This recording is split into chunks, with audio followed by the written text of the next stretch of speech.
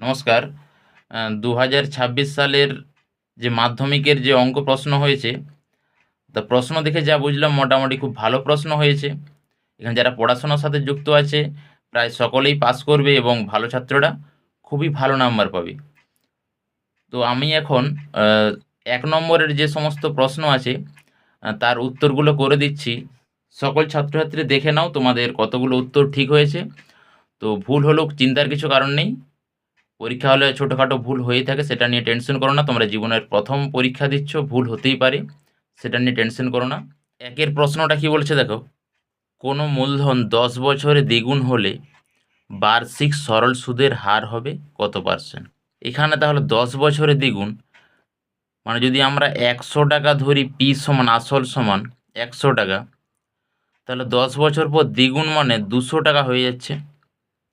তখন তাহলে তোমার সুদটা কত হবে না ২০০ মাইনাস ১০০, ১০০ টাকা সুদটা হয়ে গেল। তাহলে দেখো আসল সমানও ১০০ টাকা আর সুদ সমানও ১০০ টাকা। এইবার এটা এই যে ১০০ টাকা সুদটা হয়েছে এটা কত বছরে? ১০ বছরে। তাহলে ১০ বছরে সুদ হচ্ছে তোমার ১০০ টাকা।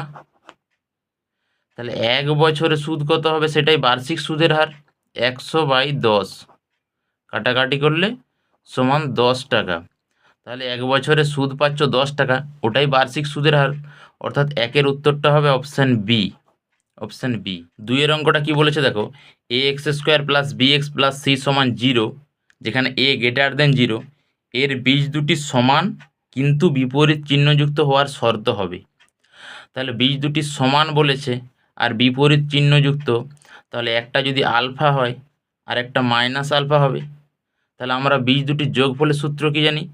আলফা মাইনাস আলফা সমান মাইনাস b/a। তাহলে এখানে আলফা আলফা কেটে যাচ্ছে, তাহলে বি সমান 0 দাঁড়িয়ে যাচ্ছে। এবারে বি যদি 0 হয় তাহলে এই সমীকরণটা যদি আমরা বসিয়ে দিই, x² প্লাস সি সমান 0 হবে। তাহলে x² সমান মাইনাস c/a হবে। এইবারে তোমার এখানে বলেই দিয়েছে এটা গ্রেটার দেন 0 এবং x² মান সবসময় প্লাস আসতে হবে। তাহলে নিশ্চয়ই সিটা লেস দেন 0 হতে হবে। এখানটায় তুমি ঋণাত্মক মান রাখলে সি এর জায়গায়, তবে তো এটা প্লাস হবে, কারণ এ তো গ্রেটার দেন 0। তাহলে সি এর মানটা আমাদের নিশ্চয়ই লেস দেন 0 রাখতে হবে। সি এর মানটা লেস দেন 0 রাখলে তবে তোমার এক্ষেত্রে এই টোটাল টার্মটা x² পজিটিভ আসবে। তাহলে x² পজিটিভ আসবে সি এর মান লেস দেন 0 রাখলে। তাহলে এখানে দেখো অপশান বি সমান 0 এবং সি লেস দেন 0, মানে সি হবে সঠিক উত্তর। সি, এই যে সি লেস দেন 0 আর বি সমান 0, সি হবে সঠিক উত্তর। 3 এর অঙ্কটা দেখো খুবই সহজ। এই সংখ্যাগুলোর গড় 9 দিয়েছে, তাহলে গড় মানে আমরা জানি সবগুলোকে যোগ করে দাও। সবগুলোকে যোগ করে দিলে 6 plus 7 plus X plus Y plus 16 by কটা সংখ্যা আছে? 5টা সমান 9। তাহলে এখানে যোগ করলে এটা তোমার 6 7 13 আসলে 29, এক্স প্লাস ওয়াই সমান 6 9 5 9 45, আর এখানের 29 ওই দিয়ে চলে গেলে বিয়োগ হচ্ছে। তাহলে এটা বিয়োগ করে দাও, 9 থেকে 15 6 দিতে 3 থেকে 4 16, এক্স প্লাস ওয়াই সমান 16, মানে অপশান বি হয়ে যাচ্ছে সঠিক উত্তর এটার। একটি বৃত্তের 121 সেমি দৈর্ঘ্যের চাপ কেন্দ্রে 77 ডিগ্রি কোণ উৎপন্ন করলে বৃত্তটির ব্যাসার্ধ হবে ড্যাশ সেমি। আমরা সূত্র জানি একটা ত্রিকোণমিতির, যে এস সমান আর থিটা, এস সমান আর থিটা। তাহলে এখানে এস এর মানটা 121, আর এর মান বের করতে বলেছে, আর থিটাটাকে এই যে এটাকে তো আমাদের বৃত্তীয় মান করে নিতে হবে, ষষ্ঠী পদ্ধতিতে আছে। তাহলে বৃত্তীয় মান করলে আমরা জানি π/180 দিয়ে গুণ করতে হয়। তাহলে এটা করলাম। তাহলে বা আর সমান যদি বের করি দেখো, 121 গুণিত 1 77 হয়ে যাবে 180/π হয়ে যাবে। এটা হলো। এবার এই ক্যালকুলেশনটা যদি আমরা এদিকে করি, তাহলে আর সমান 121/77, 180, পায়ের মান জানি 22 7, 7টা উপরে তুলে দিলাম। এবার কাটাকাটি করে দাও, 7 11 77, 11 11 121, 11 2 22 আর 2 90। তাহলে ব্যাসার্ধ হয়ে গেল 90 সেমি, সি এরটা। চারদিকে সি এর উত্তর হয়ে গেল। 5এরটা দেখো, একটি ঘনকের একটি বাহুর দৈর্ঘ্য a একক এবং কর্ণের দৈর্ঘ্য d একক হলে এ ও ডি এর মধ্যে সম্পর্ক চেয়েছে। ঘনকের বাহু এ দিয়েছে, কর্ণের দৈর্ঘ্য জানি আমরা বা কর্ণের দৈর্ঘ্য হয় বাহু ইন্টু √3 সমান কর্ণ হয়, কর্ণের দৈর্ঘ্য d দিয়েছে। তাহলে এখানে তোমার a√3 সমান d, তাহলে এই অপশানটা হচ্ছে a√3 সমান d, অপশান বি হচ্ছে 5এর উত্তরটা। 6এরটা দেখো, ও কেন্দ্রীয় বৃত্তের ABCD একটি বৃত্তস্থ চতুর্ভুজ। বিসিকে ই পর্যন্ত বর্ধিত করা হলো, ডিসিই সমান 96 ডিগ্রি হলে বিওডি এর মান কত? তো একটা বৃত্তস্থ চতুর্ভুজ ABCD বলেছে, একটা আমরা বৃত্ত এঁকে নিলাম যার কেন্দ্র ও, ঠিক আছে। এবার একটা ছবি আঁকার চেষ্টা করছি, এটা বিসি দিলাম,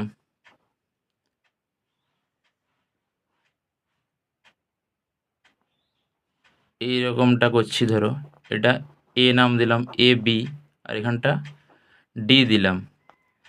তাহলে বিসিকে ই পর্যন্ত বাড়ানো হয়েছে, এখান পর্যন্ত বাড়ালাম। এই কোণটা দিয়েছে আমাদের 96 ডিগ্রি, ডিসিই 96 ডিগ্রি।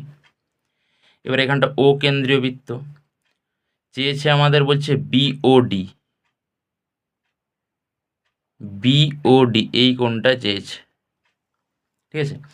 আমরা একটা উপপাদ্য জানি যে এই যে বহিস্থ কোণ যা হয়, একটা বৃত্তস্থ চতুর্ভুজের বহিস্থ কোণ যা হয়, অন্তস্থ বিপরীত কোণ তা হয়, অর্থাৎ এটাও 96 ডিগ্রি হবে, এটাও 96 ডিগ্রি হবে, এটা উপপাদ্য অনুযায়ী জানি। আবার একটা জিনিস দেখো, এই যে বিসিডি বৃত্তচাপে এটা হচ্ছে তোমার বৃত্তস্থ কোণ, এটা কেন্দ্রস্থ কোণ, তাহলে এটার দ্বিগুণ এটা হবে, একটা উপপাদ্য আছে। তাহলে 96 × 2 এখানে হবে, মানে 168 ডিগ্রি, 168 ডিগ্রি। তাহলে এক্ষেত্রে অপশান ডি হয়ে যাচ্ছে সঠিক উত্তর। শূন্যস্থান দেখো কি বলেছে, 1 বছরে আসল ও সুদ আসলের অনুপাত 8:9 হলে বার্ষিক সুদের হার।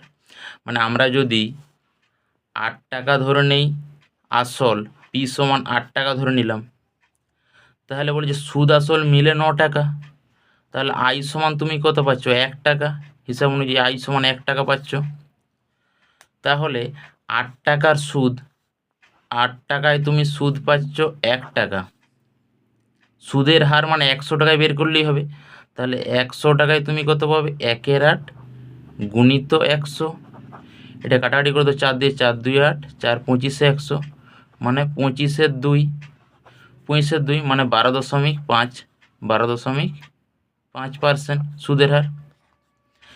এর অনুবন্ধীকরণে মানে শুধু এই √এর আগের চিহ্নটা চেঞ্জ হবে, মানে -√3 -5।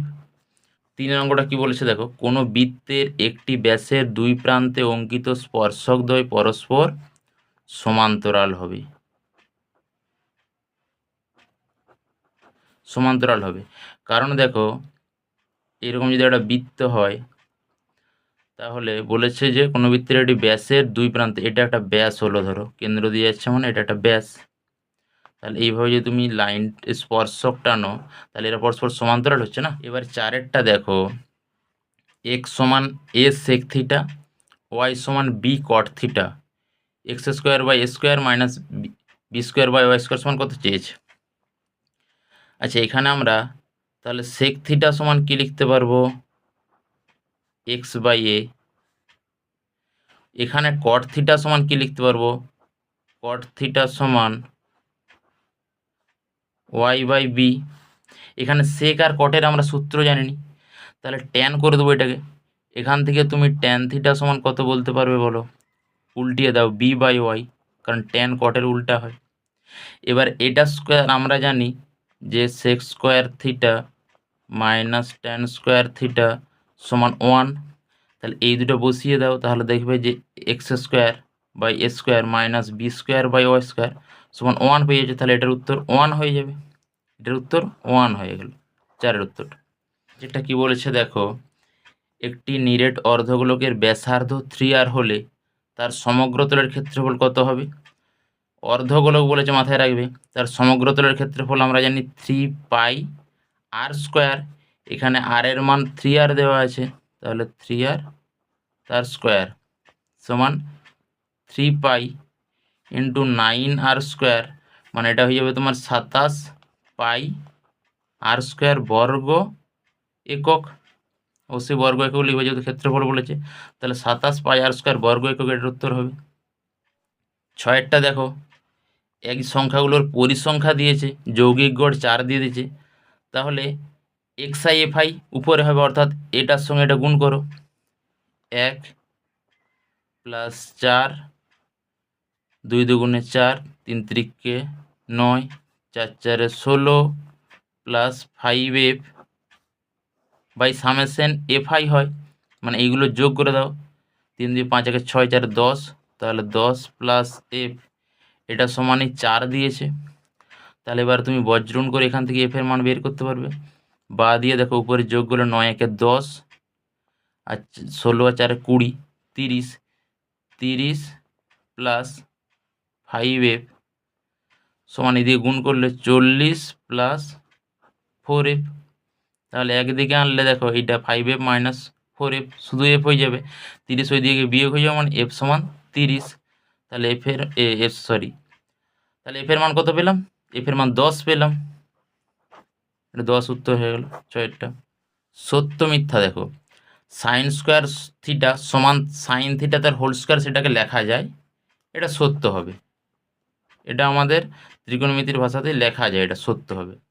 2 অঙ্কটা কি বলেছে দেখো, 4 সেমি ব্যাসার্ধ বিশিষ্ট গোলকের মধ্যে অন্তর্লিখিত বৃহত্তম ঘনকের বাহুর দৈর্ঘ্য 4√2 সেমি। ঠিক আছে, তাহলে আমরা জানি যে গোলকের ব্যাস, এখানে কি জানি না, গোলকের ব্যাস যা হবে, গোলকের ব্যাস সমান ঘনকের কর্ণের দৈর্ঘ্য, ঘনকের কর্ণ। তাহলে এখানে গোলকের ব্যাসার্ধ 4 দিয়েছে, তাহলে ব্যাস 8 হবে। আর ঘনকের কর্ণের সূত্র কি জানি না, বাহু √2, বাহু √2, বাহু এ ধরলাম, বাহু √3 হবে, ঘনকের কর্ণের দৈর্ঘ্য বাহু √3। তাহলে এ সমান কত পাবো না, 8/√3। তাহলে ঘনকের বাহু হবে 8/√3, কিন্তু এখানে আছে 4√2, অর্থাৎ এটা মিথ্যা হবে। এটা দেখবে বইতে সরাসরি আছে, এটাও মিথ্যা হবে, এটা স্থূলকোণ, এটা মিথ্যা হবে, এটা মিথ্যা হবে। এটা কি বলেছে দেখো, এই রাশিগুলির যৌগিক গড় 7.5 হলে মধ্যমা 3 বলেছে ওরা। তো আমরা করে দেখব। তাহলে যৌগিক গড় করতে গেলে আমাদের সবগুলোকে যোগ করতে হবে, যেটা রাশি আছে তত দিয়ে ভাগ করতে হবে। তাহলে এখানে যোগ করলে দেখো কটা এক্স হচ্ছে, দেখো 1 2 3 3x প্লাস 2x মানে 5x প্লাস 3x মানে 8x হয়ে যাচ্ছে যোগফলটা। আর এইগুলোর যোগ করলে 3 আর 1 4, 4 1 5, 5 আর 5 মানে 10, -10 মাইনাসগুলোকে আগে যোগ করে দিলাম, -10, এখানে +7 একটা ছিল, বাই যেটা রাশি আছে 1 2 3 4 5 6টা 6 দিয়ে ভাগ করলাম, সেটা সমান কত দিয়েছে 7.5।